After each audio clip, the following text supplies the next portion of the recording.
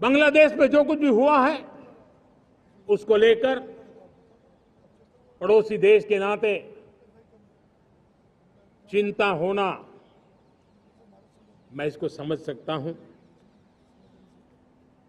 मैं आशा करता हूं कि वहां पर हालात जल्द ही सामान्य होंगे। खास करके 140 करोड़ देशवासियों की चिंता कि वहां हिंदू, वहां के अल्पसंख्यक, उस समुदाय की सुरक्षा सुनिश्चित हो। भारत हमेशा चाहता है कि हमारे पड़ोसी देश सुख और शांति के मार्ग पर चले। शांति के प्रति हमारा कमिटमेंट है, हमारे संस्कार है। हम आने वाले दिनों में बांग्लादेश की विकास यात्रा में हमेशा हमारा शुभचिंतन ही रहेगा, क्योंकि हम मानव जाति की भलाई सोचने वाले लोग हैं। मेरे प्यारे देशवासियों, हमारे संविधान को 75 वर्ष हो रहे हैं। भारत के संविधान के 75 वर्ष की यात्रा देश को एक बनाना, देश को श्रेष्ठ बनाने में बहुत बड़ी भूमिका रही। भारत के लोकतंत्र को मजबूती देने में हमारे देश के संविधान की बहुत बड़ी भूमिका रही। हमारे देश के दलित, पीड़ित, शोषित, वंचित को सुरक्षा देने का बहुत बड़ा काम हमारे संविधान ने किया है। अब जब संविधान के 75 वर्ष हम मनाने जा रहे हैं, तब हम देशवासियों ने संविधान में निर्दिष्ट कर्तव्य के भाव पर बल देना बहुत जरूरी है। और जब मैं कर्तव्य की बात करता हूं, तब मैं सिर्फ नागरिकों पर बोझ बनाना नहीं चाहता। कर्तव्य केंद्र सरकार के भी है, कर्तव्य केंद्र सरकार के हर मुलाजिम के भी है, कर्तव्य राज्य सरकारों के भी है, राज्य सरकार के हर मुलाजिम के हैं, कर्तव्य हर स्थानीय स्वराज संस्था के हैं, चाहे पंचायत हो, नगर पालिका हो, महानगर पालिका हो, तहसील हो, जिला हो, हर किसी के कर्तव्य है। लेकिन साथ साथ 140 करोड़ देशवासियों की कर्तव्य है। अगर हम सब मिल करके अपने कर्तव्यों का निर्वाह करेंगे तो हम अपने आप औरों के अधिकारों की रक्षा करने के लिए निमित्त बनेंगे। और जब कर्तव्य का पालन होता है, तब अधिकारों की रक्षा निहित होती है। उसके लिए कोई अलग से प्रयास करने की जरूरत नहीं पड़ जाती है। मैं चाहता हूं कि हमारे इस भाव को लेकर के हम चलेंगे, हमारा लोकतंत्र भी मजबूत होगा, हमारा सामर्थ्य और बढ़ेगा और हम एक नई शक्ति के साथ आगे बढ़ेंगे।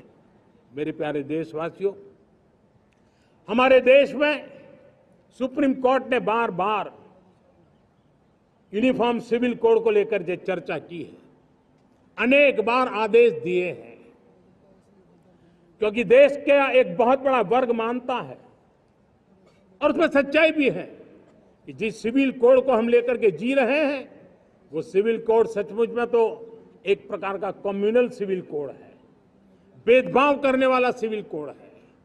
ऐसे सिविल कोड से जब संविधान के 75 वर्ष मना रहे हैं और संविधान की भावना भी जो हमें कहती है करने के लिए, देश की सुप्रीम कोर्ट भी हमें कहती है करने के लिए, और तब जो संविधान निर्माताओं का सपना था, उस सपने को पूरा करना हम सबका दायित्व है। और मैं मानता हूं इस गंभीर विषय पर देश में चर्चा हो, व्यापक चर्चा हो, हर कोई अपने विचारों को लेकर के आए और उन कानूनों को, जो कानून धर्म के आधार पर देश को बांटते, जो ऊंच नीच का कारण बन जाते हैं, ऐसे कानूनों को आधुनिक समाज में कोई स्थान नहीं हो सकता है। और इसलिए मैं तो कहूंगा, अब समय की मांग है कि देश में एक सेकुलर सिविल कोड हो। हमने कम्युनल सिविल कोड में 75 साल बिताए हैं, अब हमें सेक्युलर सिविल कोड की तरफ जाना होगा और तब जाकर के देश में धर्म के आधार पर जो भेदभाव हो रहे हैं, सामान्य नागरिक को जो दूरी महसूस होती है, उससे हमें मुक्ति मिलेगी। मेरे प्यारे देशवासियों, जब मैं देश में एक चिंता हमेशा कहता हूं, परिवारवाद, जातिवाद भारत के लोकतंत्र को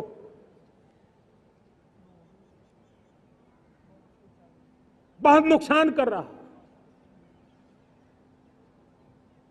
देश को, लोक राजनीति को हमें परिवारवाद और जातिवाद से मुक्ति दिलानी होगी।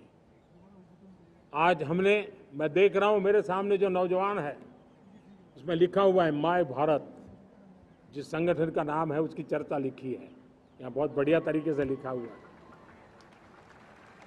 माय भारत के अनेक मिशन है। एक मिशन ये भी है कि हम जल्द से जल्द देश में राजनीतिक जीवन में जनप्रतिनिधि के रूप में 1 लाख ऐसे नौजवानों को आगे लाना चाहते हैं।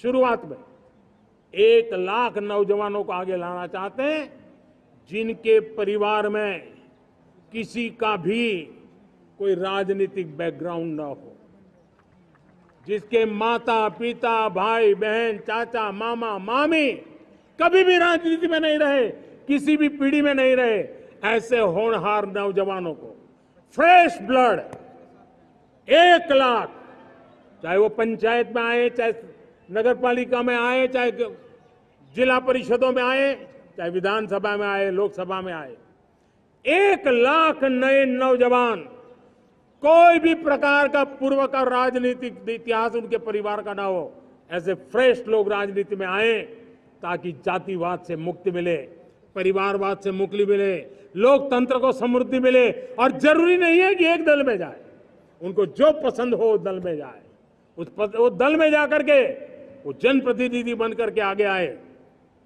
देश तय करके चले कि आने वाले दिनों में 1 लाख ऐसे नौजवान जो परिवार राजनीति से दूर दूर का संबंध नहीं है, ऐसे फ्रेश ब्लड आएंगे तो सोच भी नहीं आएगी, सामर्थ्य भी नहीं आएगा, लोकतंत्र समृद्ध होगा। और इसलिए हमें इस दिशा में आगे होना है। और मैं चाहूंगा कि देश ने बार बार चुनाव इस देश की प्रगति में रुकावट बन रहे हैं, गतिरोध पैदा कर रहे हैं। आज कोई भी योजना को चुनाव के साथ जोड़ देना आसान हो गया है, क्योंकि हर 3 महीने 6 महीने कहीं न कहीं चुनाव चल रहा है। कोई भी योजना जाहिर करोगे आप तो मीडिया में देखेंगे, चुनाव आया तो फलाना हो गया, चुनाव आया तो फलाना हो गया। हर काम को चुनाव के रंग से रंग दिया गया है। और इसलिए देश में व्यापक चर्चा हुई है, सभी राजनीतिक दलों ने अपने विचार रखे हैं। एक कमेटी ने बहुत बढ़िया अपना रिपोर्ट तैयार किया है। 1 नेशन 1 इलेक्शन के लिए देश को आगे आना होगा। मैं लाल किले से तिरंगे की साक्षी में देश के राजनीतिक दलों से आग्रह करता हूं, देश के संविधान को समझने वाले लोगों से आग्रह करता हूं कि भारत की प्रगति के लिए, भारत के संसाधनों का सर्वाधिक उपयोग जन सामान्य के लिए हो, उसके लिए 1 नेशन 1 इलेक्शन के सपने को साकार करने के लिए हमें आगे आना चाहिए। मेरे प्यारे देशवासियों, भारत का स्वर्णिम कालखंड है। 2047 विकसित भारत, ये हमारी प्रतीक्षा कर रहा है। बाधाएं, रुकावटें, चुनौतियां, उसको परास्त करके एक दृढ़ संकल्प के साथ ये देश चलने के लिए प्रतिबद्ध है। और साथियों, मैं साफ देख रहा हूं, मेरे विचारों में कोई झिझक नहीं है, मेरे सपनों के सामने कोई पर्दा नहीं है। मैं साफ साफ देख सकता हूं कि यह देश 140 करोड़ देशवासियों के परिश्रम से, हमारे पूर्वजों का खून हमारी रगों में है। अगर वो 40 करोड़ लोग आजादी के सपनों को पूर्ण कर सकते हैं तो 140 करोड़ देशवासी समृद्ध भारत के सपने को साकार कर सकते हैं। 140 करोड़ देशवासी विकसित भारत के सपने को साकार कर सकते हैं।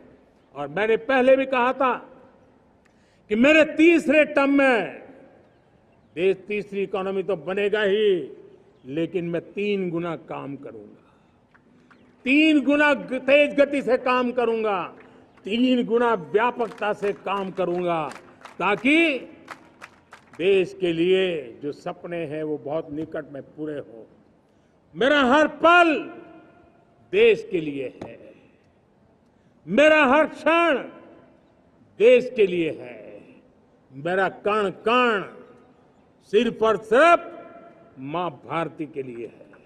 और इसलिए 24/7 फॉर 2047 इस प्रतिबद्धता के साथ आइए मैं देशवासियों का आह्वान करता हूं। हमारे पूर्वजों ने जो सपने देखे थे, उन सपनों को हम संकल्प बनाए, अपने सपनों को जोड़े, अपने पुरुषार्थ को जोड़े और 21वीं सदी जो भारत की सदी है, उस सदी में स्वर्णिम भारत बना के रहें, उसी सदी में हम विकसित भारत बना के रहें और उन सपनों को पूरा करते हुए आगे बढ़े। और स्वतंत्र भारत 75 साल की यात्रा के बाद एक नए मुकाम पर बढ़ रहा है, तब हम कोई कोर कसर न छोड़े। और मैं आपको विश्वास दिलाता हूं, आपने मुझे जो दायित्व दिया है, मैं कोई कोर कसर नहीं छोड़ूंगा। मैं मेहनत में कभी पीछे नहीं रहूंगा। मैं साहस में कभी कतराता नहीं हूं। मैं चुनौतियों से कभी टकराते से डरता नहीं हूं। क्यों? क्योंकि मैं आपके लिए जीता हूं। मैं आपके भविष्य के लिए जीता हूं। मैं आप भारत माता के उज्जवल भविष्य के लिए जी रहा हूं। और उस सपनों को पूरा करने के लिए आज राष्ट्र ध्वज के छाया में, तिरंगे की छाया में दृढ़ संकल्प के साथ हम आगे बढ़े। इसी के साथ मेरे साथ बोलिए, भारत माता की।